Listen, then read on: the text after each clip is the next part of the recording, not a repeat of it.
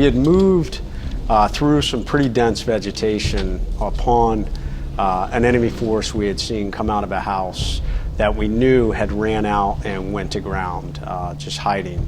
I was out front when everything opened up. They had an IED that they had found in Abu Ghraib, right outside the base. So I get the device to the truck and I lay it down in the back and trying to adjust my weapon back so it's not choking me. And as I look up, the device is rocking. And so just instinctively I hugged it and it detonated. In 2006, I deployed to Iraq. My platoon took over the road clearing mission. And unfortunately, one of the routes that we had to clear was a dead-end road.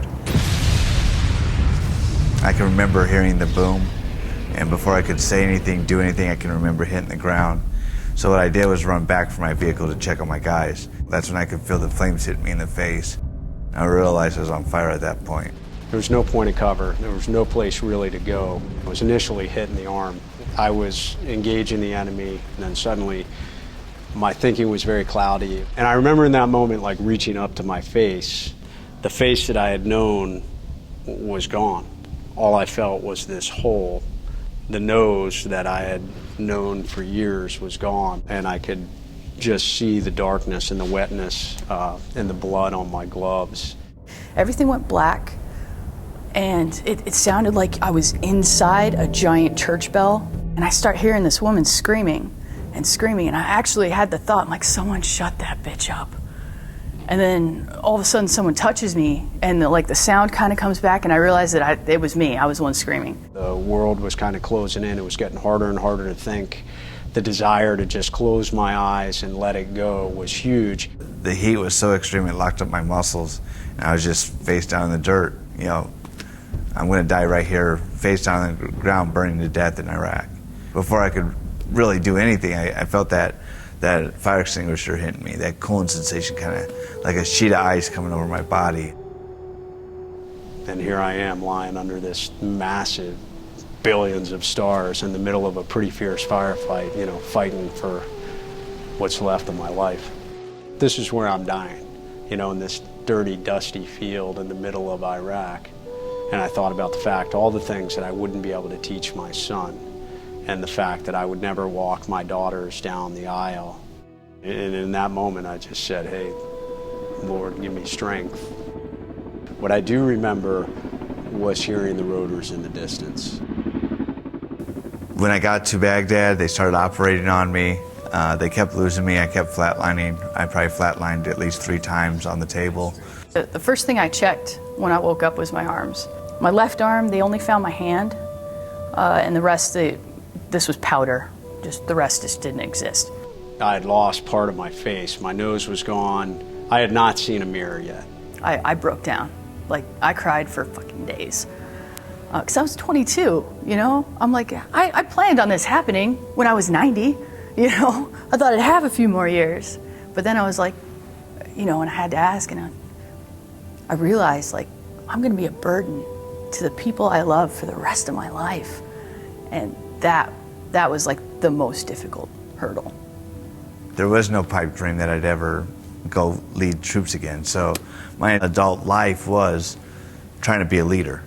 And now that was kind of taken away from me. So, you know, that's what sent me into the depression and the suicide and wanting to, pretty much from the time I woke up to the time I went to bed, all I thought about was suicide. I was having nightmares. I kept waking up in the firefight, and I would relive every step that we took and every decision that I made, and questioning them. When you go to combat, you're there for the guys next to you. And everything you do, it means something. I just struggled with, where do I fit in the world now? You know, if I'm not a leader here, what do I do? And I was really kicking myself and kind of going in this downward spiral when finally I felt like there was just a voice, a moment where, you know, it said stop. Where I finally said, I'm going to drive on and I'm not going to look back again. You know, there's no pity. It's nothing but positive thoughts, and you know, it's go time. There's a point where you realize you have to swallow your pride or you will die. And man, that's rough. I felt like some of these young wounded warriors wanted to come in and talk to me and meet me, this SEAL that got shot in the face. And by keeping a positive mindset and encouraging them, I realized that I could lead and make a difference for them. But I tell you, the real heroes are these medical professionals because they see the most horrific aspects of war. I had a friend that came to me. He was a Ranger captain, great guy, and he said, hey, I've got a great idea for an event. Let's take wounded warriors skydiving. And we called it Jumping for a Purpose. There aren't too many more extreme things than throwing yourself out of the back of a perfectly good airplane. You start doing these nonprofit events, like Jumping for a Purpose, where you go out with fellow veterans and it's a morale booster. But besides it being a morale booster, what it does is it gets you used to being around people again. People might stare. It's not necessarily because they want to be rude. It's because they're curious. They want to know what happened to you. And so the more I went to these events, the more I kind of didn't want to go to the event as a participant. I'd rather go there helping out. And so I just started volunteering with different organizations. My injuries were so severe that when people see me walking around and smiling and I'm still living and that, yeah, you're gonna break down, but you're gonna be fine after that, it helped them. And that just kind of became my new drive in life, like being positive, just staying who I was and not letting one incident shatter me. They might take my limbs, but they're not gonna change who I am. I might have been a SEAL, but it doesn't matter. I don't care if you're a trash collector, I don't care if you're a police officer, I don't care if you're a teacher.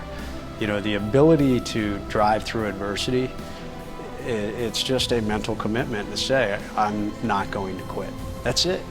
That's all it is. There's a purpose and a reason why I'm still here. And maybe it's to touch a life or two. Maybe it's something that I have yet to even do. Who knows what the future holds? But I have to believe that God had a purpose for me, and I'm hopefully on the right path to accomplishing it. Knowing that I helped someone just a little bit, just gave them that nudge to go get help, that really drives me. So now I look back and I say, okay, I used to kick down doors, so now I'm trying to kick down the doors to people's minds.